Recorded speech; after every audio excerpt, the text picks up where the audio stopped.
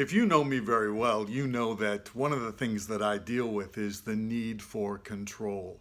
And I really struggle with that because I love to have everything done in order. I need to have things arranged a certain way, and I like things done a certain way, my way, of course. Um, and I struggle with that. I make all my lists, I get everything in order, and when something happens that wasn't on my list, that didn't go the way I prepared for it to go, it creates a knot in my stomach, and I start to struggle with that. So there is this need for control and for certainty to know that everything is going to go just the way it's planned. It's one of those things that are way too important to me. And so I constantly have to deal with that. I still have to prepare and make my list and try to do what I can to make sure that everything is in order. But ultimately, I have to continue to remember that God is in control and God's going to take care of all the details. Sometimes we let these things get out of control, and these these things begin to control us.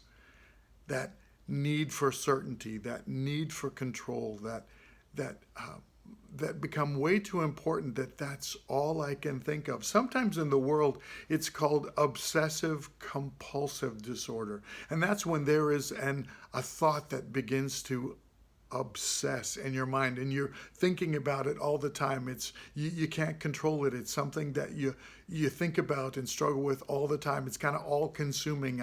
I think about this thing, and that's the obsession part of it. And so to sort of neutralize that, I start to do something or think something, and that's the compulsive part of it, because I'm trying to manage this thing, and there is a compulsive, chronic, kind of repeating, reoccurring action or words that I say or things that I do. It's like double checking my list, checking it again. You know, sometimes you've had that in the middle of the preparing for bed, and you're just about to get into bed, and you think, did I really lock the front door? And so, because that thought's going to keep running through your head, you end up getting up and going to check the door. Well, if it gets out of control, sometimes you're checking the door 3 or 4 or 5 times, or you're locking and unlocking 3, 4, 5 times, and it just becomes this compulsive, reoccurring behavior because you have this thought obsessing in your mind. It's just going round and round. Did I? And I have to keep doing it. That's getting kind of out of control. And so sometimes, I mean, I had a little girl who was so concerned about germs. She kept thinking about germs all the time, seeing them everywhere.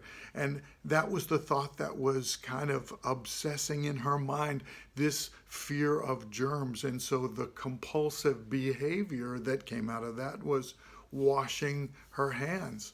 And every time she thought about something she might have touched or been around a person, or there was any potential for germs, she had to, the only way to stop thinking about it was going and washing her hands. And she washed her hands so many times that pretty soon they were all red and began to break open and bleed, and going to the doctor and trying to get some medication to stop the bleeding. It's because that thought was always there, and she felt the need that she had to do something about it to protect her, so she was washing her hands all the time.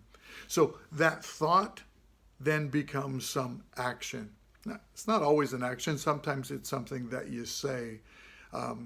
We've had some kids who were needing to have complete assurance about something, and that's another thing. If you don't know exactly what's going to happen, you sometimes can want to know everything. I need to know every detail. And so the kids will sometimes ask the same question over and over and over. What time are we going? What time? Okay.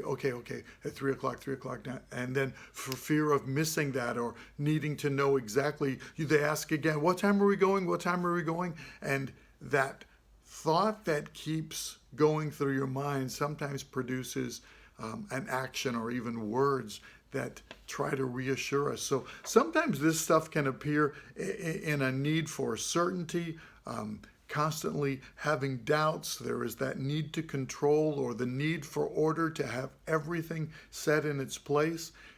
Sometimes it can come across as an expectation of perfection. I have to do everything right.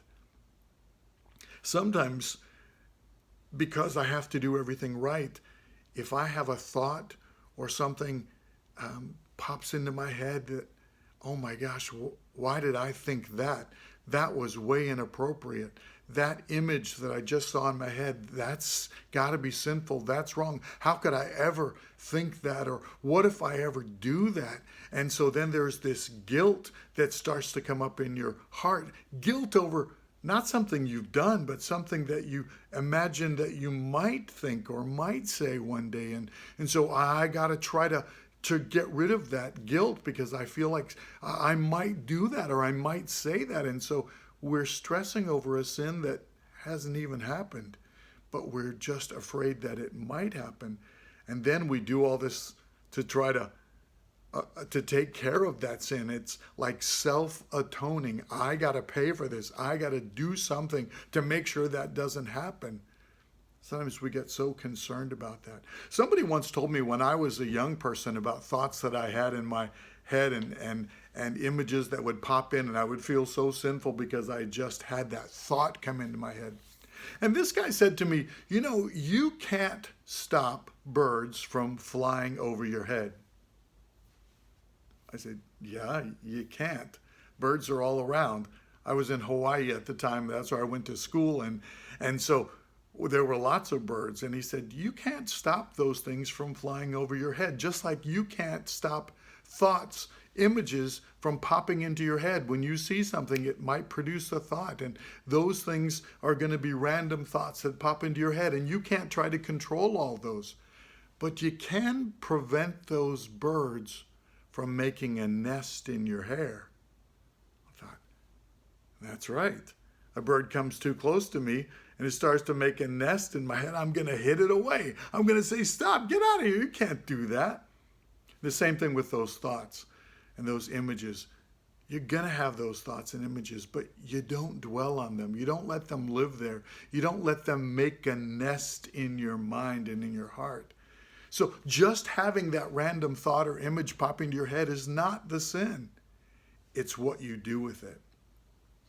So we need to kind of learn, how are we going to deal with this kind of these obsessing thoughts that cause us to kind of act out in some ways that are kind of compulsive. We do them over and over and over again, and pretty soon they're controlling us.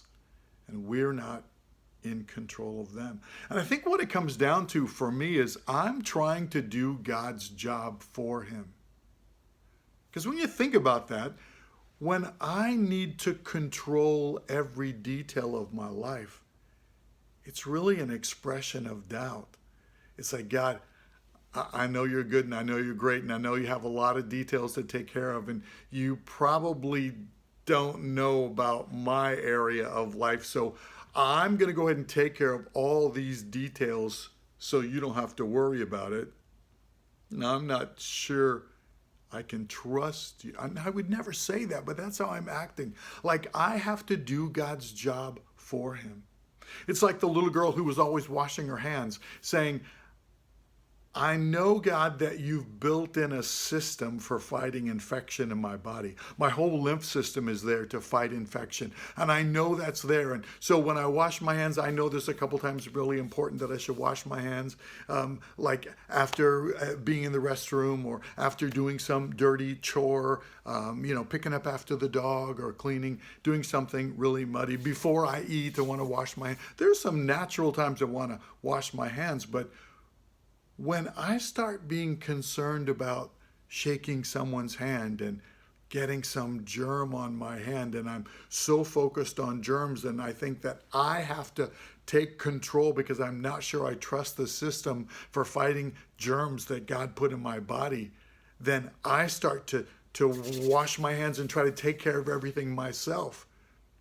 And for this little girl who washed her hands so many times that the skin began to get irritated and crack and bleed, and I said to her, you know, you're not trusting God's system that he put in you. And so you're trying to do it yourself, and the way that you've chosen is actually breaking down one of the systems that God put in place. He gave you the skin that's this protective layer over your body that's keeping out germs and infection. And instead, you're washing it so much that you're wearing it away, and you're kind of breaking it down and allowing germs to be able to get in. So you see, our wisdom is not nearly as good as God's wisdom. And we have to trust that he has control, that what he designed and what he put into place is going to work.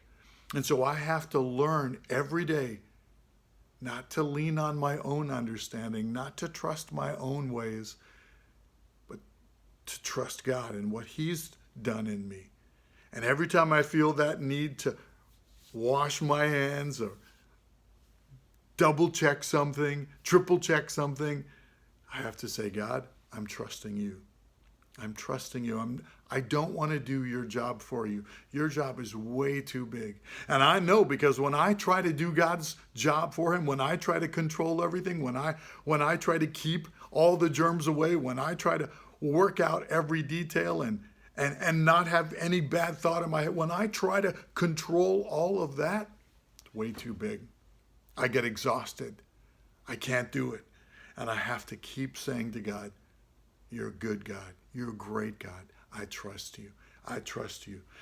We love Psalm 139. Let me read some of the words to you about this. And now we're reading it from this new perspective, that it's from someone who's, maybe we're hearing it as someone who is trying way too hard to take control of things, not really trusting God and what he's doing, and thinking that it's up to me and I've got to do all this stuff. Listen to what David says in Psalm 139. He says to God, you've searched me, O Lord, and you know me. You know how I am, but you know every single thing about me.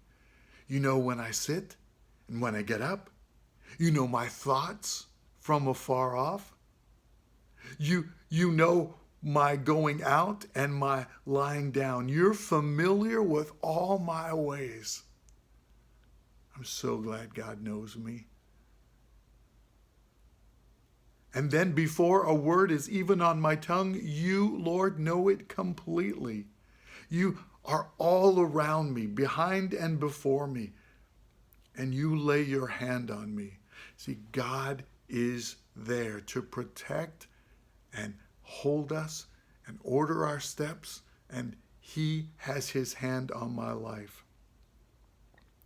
Such knowledge is too wonderful for me. It's too lofty for me to attain. When I think that I got to know all the details, I've got to know everything, I can't possibly know as much as God does. That's way too big for me to understand. So really, I got to learn to trust him. And then he says, where can I ever go where you're not there? Where could I ever be and your presence not be there? Even if I go to the heavens, you're there. And if I make my bed in the depths, there you are again. And if I rise on the wings of the dawn or settle on the far side of the sea, even there your hand will guide me. God in control, God protecting, God being there. We can trust him. Your right hand holds me fast. I got to learn every day, trusting God. I can't do it. It's up to him. For you created my inmost being. That's how he made us. You knit me together when I was in my mother's womb. I praise you because I am fearfully and wonderfully made. Your works are wonderful. I know that full well. And we need to let that overwhelm us and know that God knows everything about me, every detail about me, and I can trust him. I don't need to do all this myself. My frame was not hidden from you when I was made in the secret place, when I was woven together in the depths of the earth. Your eyes saw me even before I was born. And all the days that were ordained for me, all the days that you had planned for me, were written in your book even before one of them came to be. That means God knows the plan for you. He has every detail worked out, and we don't have to try to do it. How precious are your thoughts, O God? How vast is the sum of them? I can't even imagine all of them.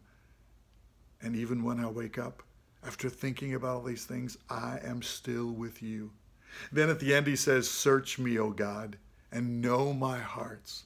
Test me and know my anxious thoughts. He really does know us, doesn't he? Know my anxious thoughts. See if there is anything that displeases you, and lead me in the way everlasting. Sometimes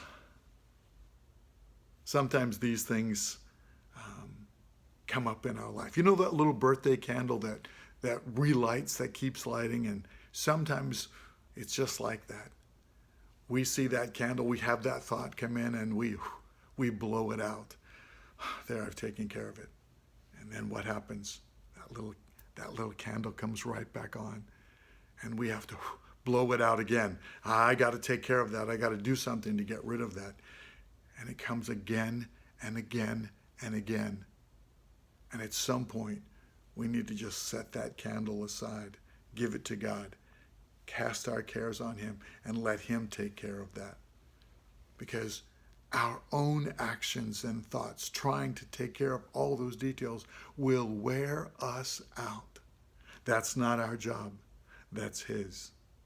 So if you're like me and you struggle with these recurring thoughts in your head and the need for certainty, the need to look good in front of people, have everything done a particular way, be in charge of everything, to be certain of lots of things, dealing with the random thoughts that pop into your head. If those things begin to control you, and every single time you have to try to address that, give it to God.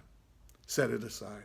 Every single time. Use that as an opportunity to remind you of the goodness and the greatness and the awesomeness of our God, that he knows better than you. He can handle all these details. I can trust him. He is a good God. A great God. And I depend on his character, his nature, and his heart. Even when I don't understand all the details, I don't know how he's going to do it. I come back and I say, but I know who he is. He's a good God. I know all of his power. He's great and awesome. And I can trust his character because he loves me. And he's going to do the best for me. So I don't need to do this action, say these words, triple check. I'm going to trust him. I'm going to let go of it. I'm going to trust our great God. So no matter what you call it, if you identify a little bit like the stuff that I struggle with, let's start using that as a reminder, as an opportunity, every single time those things come up, to come back to God and confess again our trust in him. Let's do it.